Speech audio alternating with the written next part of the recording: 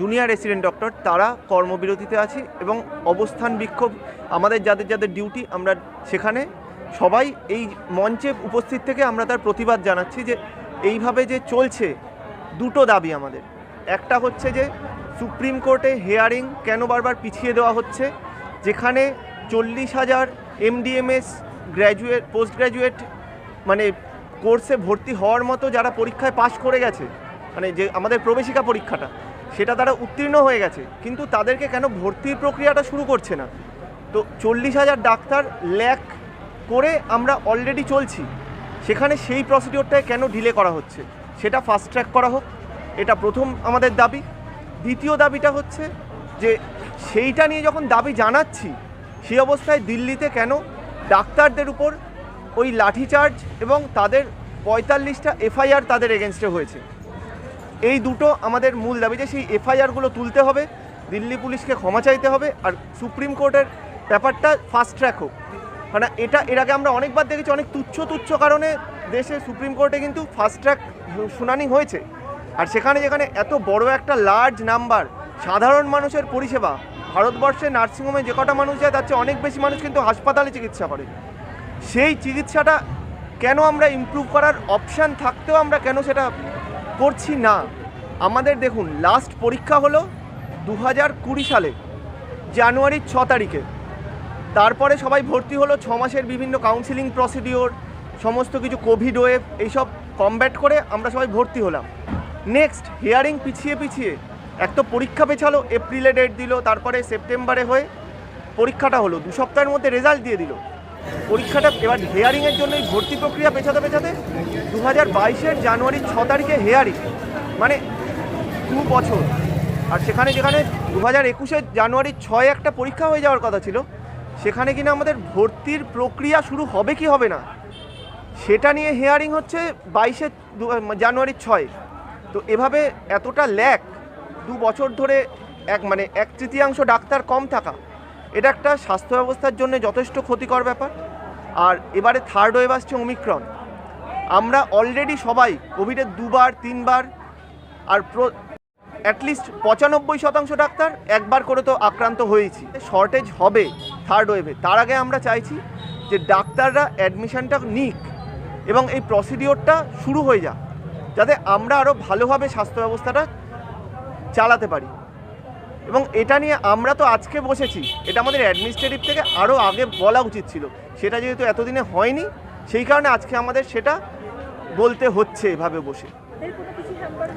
না, এটা যেহেতু তাদের স্বার্থে, হ্যাঁ, এবার কি এটা রেসিডেন্ট ডক্টররা যারা জুনিয়র রেসিডেন্ট PGT তারাই কর্মবিরতিতে আছে, কিন্তু যারা কিনা RMO, VS, VP, intern, house staff, এদেরকে আমরা সমস্ত কাজে বলেছি তাদেরকে সামলাতে হবে, তারা সামলাচ্ছেও খুব ভালোভাবে। আমার নাম অর্ণব সাহা, সেকেন্ড মানে extended first year anaesthesia department.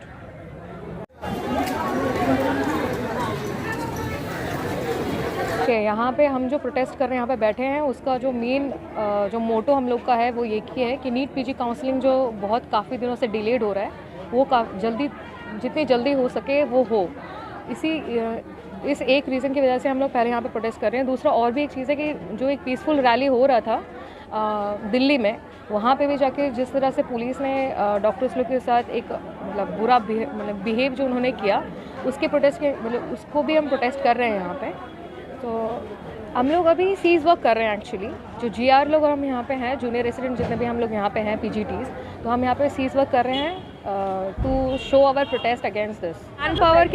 Man power तो बहुत कम है, जब पैंडेमिक शुरू हुआ था तभी से सारा प्रोसीड्योर डिले हो रहा था। तो हम लोग का एडमिशन भी डिले, हमारा भी एडमिशन जो था 2020 में वो भी डिले हुआ था। उसकी वजह से काफ़ी लोगों को इस टाइम पे कम मैन पावर में मैनेज करना पड़ा था, because we were late to join. हम जब आए उसके बाद भी जिस तरह से एक के बाद एक वेव आया था, हम लोगों ने बहुत मुश्किल से, एवं फिर भी वी मैनेज्ड इट समहाउ।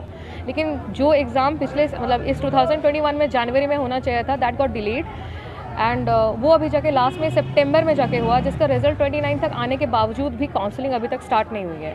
सो अभी जो 3 टायर में जो पीजीटीज़ अभी रहने चाहिए थे, उसके जगह पे अभी हम लोग सिर्फ 2 टायर के पीजीटीज़ काम कर रहे हैं। सो इन दैट सेंस कि अगर आप इस तरह से देखें तो कह सकते हैं कि हम लोग 66% जो है अपने उस स्ट्रेंथ पे काम कर रहे हैं। डेफिनेटली एक कोविड या पैंडेमिक के टाइम पे जितना प्रेशर बढ़ जाता है किसी भी मतलब हेल्थ सिस्टम पे, वो सिर्फ हम लोग उस चीज़ पे जूझ भी रहे हैं बहुत ज़्यादा, जिससे हम लोग मेंटली फिजिकली बहुत ज़्यादा ड्रेन्ड आउट हो रहे हैं। हम सब अपने बिकॉज अगर 3 टायर का काम 2 टायर में कर रहे हैं, इसलिए हम लोग ओवर टाइम कर रहे हैं, जिसकी वजह से हमें भी डेफिनेटली काफ़ी तरह से दिक्कत आ रही है, लेकिन हम लोग समहाउ उसे हर दिन मैनेज कर रहे हैं।